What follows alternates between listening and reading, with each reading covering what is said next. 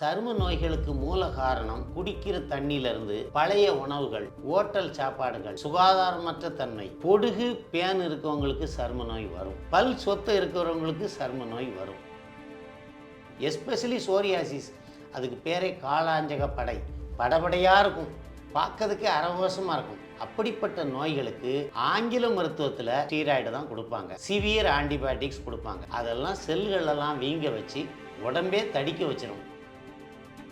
இதுக்கு நிரந்தர தீர்வு இருக்கான்னு ஒரு கேள்வி வரும். கண்டிப்பாக இருக்குது. வி பிரைம் ஹெல்த் கேர் சென்டர்லேருந்து லாக்ஸா ஹெல்த் டீயை ஒரு டம்ளர் குடிச்சிட்டு போனீங்கன்னா காலையில் ஃப்ரீ மோஷன் இருக்கும், எந்த பிரச்சனையும் இருக்காது. அரிப்பு குறையும், திக்கனிங் ஆஃப் த ஸ்கின் குறையும், ஸ்கேல்ஸ் குறையும், நல்லா இருக்கலாம், ஆரோக்கியமாக இருக்கலாம். இன்டர்னலாக சாப்பிட்றதுக்கு 2 கேப்சூல், 2 ஆயில், 2 ஆயின்மெண்ட்டு, ஒரு சோப்பு, ஒரு ஷாம்பு வச்சுருக்காங்க. நீங்கள் ஆரோக்கியமாக வாழ்வதற்கு இந்த ஆயுர் ரக்ஷா ப்ராடக்ட்ஸுகளை தாராளமாக பயன்படுத்தலாம்.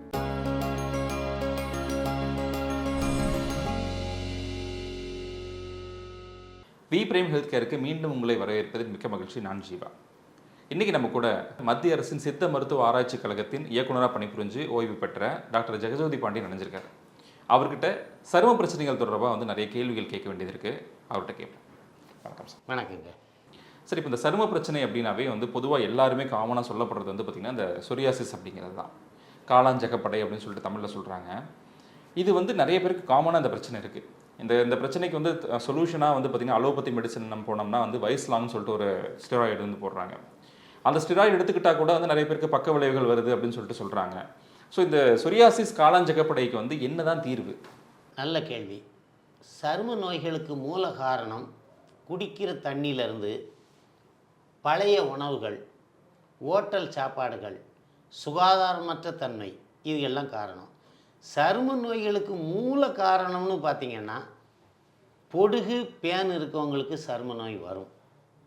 பல் சொத்தை இருக்கிறவங்களுக்கு சரும நோய் வரும். இந்த 2ம் பேசிக் ரீசன்ஸ்.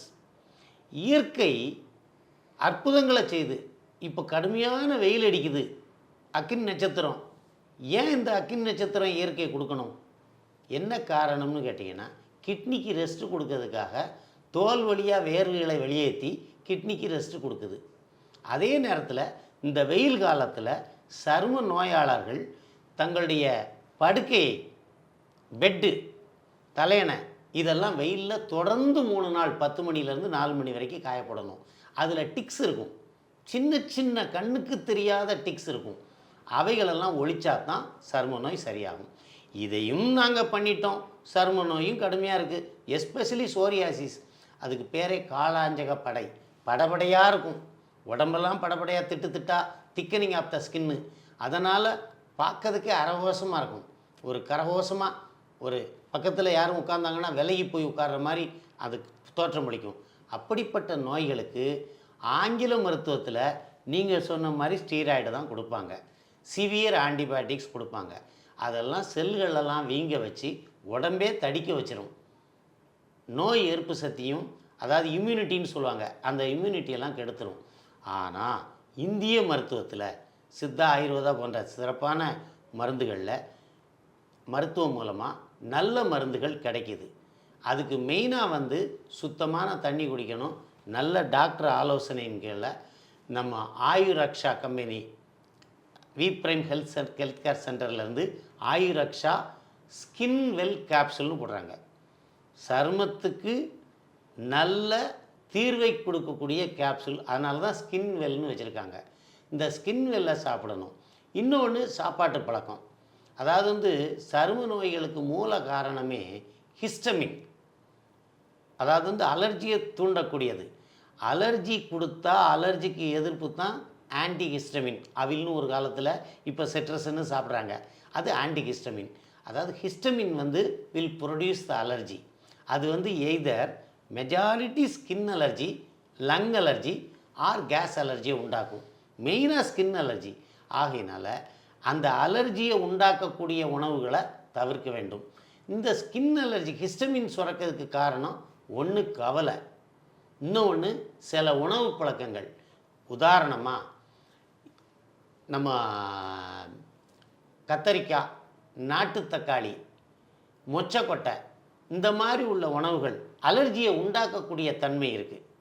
இவைகளை தவிர்க்கணும். கத்தரி குடும்பம் சொலானேசி ஃபேமிலின்னு ஆங்கிலத்தில் சொல்லுவாங்க.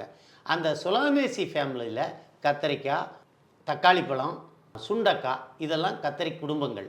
இந்த கத்தரி குடும்பம் எல்லாமே அலர்ஜியை கொடுக்கும். Either skin allergy or lung allergy வரும். அதில் ஹிஸ்டமின்ங்கிறது இருக்கிறதுனால. ஆகையினால கத்தரி பிஞ்சு சாப்பிட்டா வராது. கத்தரி பிஞ்சில் விதை இருக்காது. அந்த விதையில் தான் சொலானேல்ஸுங்கிற ஆல்கலாய்டு இருக்குது. அது அலர்ஜியை கொடுக்கும்.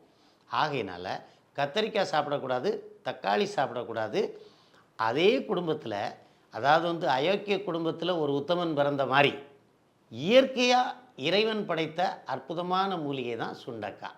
சுண்டக்காவை சாப்பிட்டா ஹிஸ்டமின் குறையும், அலர்ஜி குறையும், அரிப்பு குறையும்.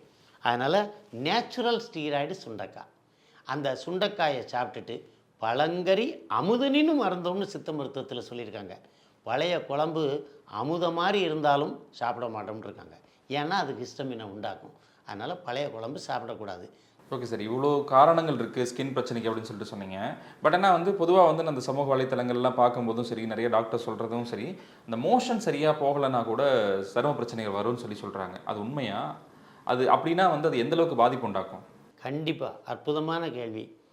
மோஷன் சரியாக போகலைன்னா நீங்கள் என்ன ஆகுன்னு கேட்டிங்கன்னா, இந்த சோரியாசிஸ் கூடும். மலபந்தம் இல்லாது வாதம் வராதுங்கிறான் சித்த வைத்தியத்தில். Constipation is the prime cause for arthritis. இந்த சோரியாசிஸ் குணமாகாமல் அதனால் வரக்கூடிய ஆர்த்ரைட்டிஸ்க்கு பேர் சோரியாட்டிக் ஆர்த்ரைட்டிஸ். இதெல்லாமே மலபந்தத்தில் தான் வரும். இந்த மலபந்தம் இருந்தால் சோரியாசிஸ் குறையாதோடு மட்டுமல்லாமல் அரிப்பு கூடும். எனவே கான்ஸ்டிபேஷனே இருக்கக்கூடாது. கான்ஸ்டிபேஷன் இருந்தால் வாரத்துக்கு 2 தரம் மினிமம், மேக்சிமம் 3 தரம் இந்த லாக்ஸா ஹெல்த் டீ மாதிரி போட்டு ராத்திரி படுக்கிறதுக்கு முன்னாடி ஒரு டம்ளர் குடிச்சிட்டு போனீங்கன்னா காலையில் ஃப்ரீ மோஷன் இருக்கும், எந்த பிரச்சனையும் இருக்காது, அரிப்பு குறையும், திக்கனிங் ஆஃப் த ஸ்கின் குறையும், ஸ்கேல்ஸ் குறையும், நல்லா இருக்கலாம், ஆரோக்கியமாக இருக்கலாம். ஆகையினால மலபந்தம் இல்லாது வாதம் வராதுன்னு சொல்கிறாங்க.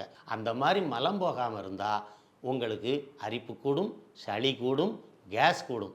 இந்த 3ஐயும் நிவர்த்தி பண்ணக்கூடிய அற்புதமான லாக்ஸா ஹெல்த் டீயை வாரத்துக்கு குறைஞ்சது 2 தரம் யூஸ் பண்ணலாம், அதிகபட்சம் 3 தரம் யூஸ் பண்ணதுனால எந்த தப்பும் கிடையாது, எந்த விதமான சைடு எஃபெக்டும் இருக்காது. குடலை கழுவி உடலை வளருங்காங்க, குடலை கழுவி நல்ல உடலை வளர்க்கலாம். சோரியாசிஸ் என்று சொல்லக்கூடிய காளாஞ்சகப்படையினால் இன்றைக்கி உலக மக்கள் பல பேர் பாதிக்கப்பட்டிருக்காங்க. இதுக்கு நிரந்தர தீர்வு இருக்கான்னு ஒரு கேள்வி வரும். கண்டிப்பாக இருக்குது. வி பிரைம் ஹெல்த் கேர் சென்டர்லேருந்து இன்டர்னல் சாப்பிட்றதுக்கு 2 கேப்சூல், 2 ஆயில், 2 ஆயின்மெண்ட்டு, ஒரு சோப்பு, ஒரு ஷாம்பு வச்சுருக்காங்க. இந்த ஆயுரக்ஷா ஸ்கின்வெல் கேப்சூலை சாப்பிட்டா அலர்ஜியை போக்கும், அதே நேரத்தில் திக்கனிங் ஆஃப் ஸ்கின்னை போக்கும், அரிப்பை போக்கும். இந்த அலர்ஜினால் வந்த திக்கனிங் போனதுனால ஸ்கின் நார்மல் ஆகும். சரி, இது மட்டுமே போதுமா? காணாது. இதுக்கு ஈக்குவலாக இன்னொரு கேப்சூலும் கண்டுபிடிச்சிருக்காங்க. அதுதான் இது பி டெர்மா பெஸ்ட். பேர் போட்டிருக்க மாதிரியே பெஸ்ட்டுன்னே போட்டிருக்காங்க. இது பெஸ்ட்டு கேப்சூல். இது என்ன ஆகும்னு கேட்டிங்கன்னா, அந்த அரிப்பு, திக்கனிங், அந்த ஸ்கேல்ஸு இதுகளெல்லாம் போக்கி சரி பண்ணும். சரி, இது மட்டும் போதுமா? இல்லை. எக்ஸ்டர்னலாக நீங்கள் காலையில் எந்திரிச்ச உடனே இந்த ஆயுரக்ஷா கம்பெனி போடக்கூடிய வெட்பாலை தைலத்தையோ அல்லது இந்த டிவைன் ஹீலிங் ஆயில்னு இருக்குது, இதையோ உடலெல்லாம் நல்லா தடவணும். நல்லா தடவிட்டு காலை வெயிலில் மேக்சிமம் அஃபெக்டடான ஏரியா ஃபுல்லாக படும்படியாக குறைஞ்சது 1/2 மணி நேரம் நிற்கணும். ஏன்? விட்டமின் டி டிஃபிஷியன்சியில் சோரியாசிஸ் வரும். இந்த ஆயிலை தடவிட்டு விட்டமின் டி அந்த காலை சூரிய வெளிச்சத்துலேயும் மாலை சூரிய வெளிச்சத்துலேயும் இயற்கையாகவே கிடைக்குது. ஆகையினால தான் விவசாயிகளுக்கு இந்த சர்ம நோய்கள் அதிகமாக வர்றதில்லை. காலையில் உழதுக்கு போகிறான், உழும்போது அவனுக்கு இயற்கையாக விட்டமின் டி கிடச்சிருது. ஆகையினால இந்த ஆயில்களை தடவி விட்டு 1 மணி நேரம், குறைஞ்சது 1/2 மணி நேரம் காலை இளம் வெயிலில் காட்டினால் சோரியாசிஸ் குணமாகும் என்பதில் யாதொரு சந்தேகம் இல்லை. சரி, இந்த வெயில் பிசு பிசுன்னு இருக்காதா? நாங்கள் என்ன பண்ணுறது? அதுக்கும் நம்ம ஆயுர் ரக்ஷா கம்பெனியில் அருமையான சோப்பு கண்டுபிடிச்சிருக்காங்க.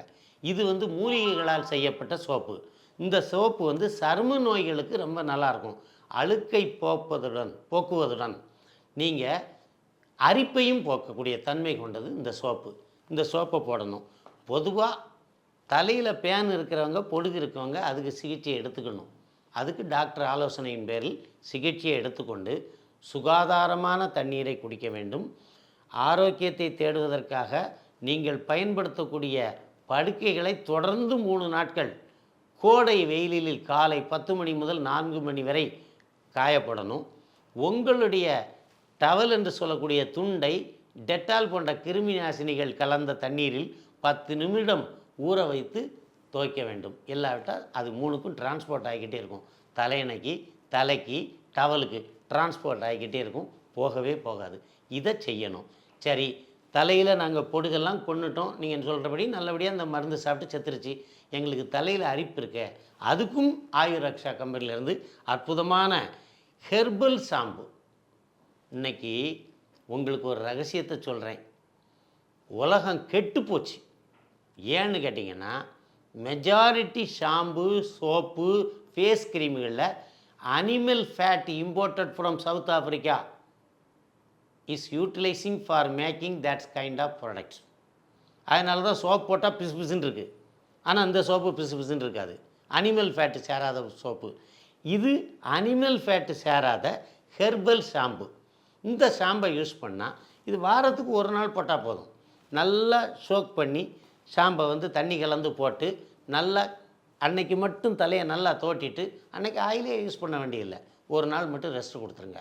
ஆகையினால ஆரோக்கியமாக வாழணும்னா இதெல்லாம் நீங்கள் கடைப்பிடிக்கணும். அதை கடைப்பிடிச்சா நிச்சயமாக நல்லா இருக்க முடியும்.